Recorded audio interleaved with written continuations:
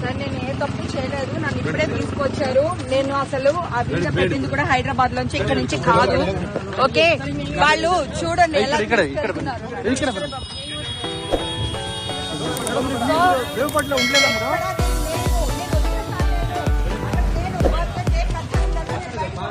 హైదరాబాద్ వచ్చేసాను. నేను మా ఇంట్లోంచి బిర్యానీ వీడియో పెట్టాను. నేను తీసుకోలేదా మేడం?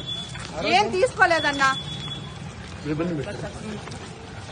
ಸ್ವಲ್ಪ ಸ್ವಲ್ಪ ಸ್ವಲ್ಪ ಸರ್ ಪ್ಲೀಸ್ ಕ್ಲೋಸ್ ಮಾಡಿ. ಸಾಕು ಸಾಕು ಮಂಜಣ್ಣ, ಸ್ವಲ್ಪ ಸಾಕು ಸಾಕು. ಅಲ್ಲೇ ಇಲ್ಲ ಬರಲ್ಲ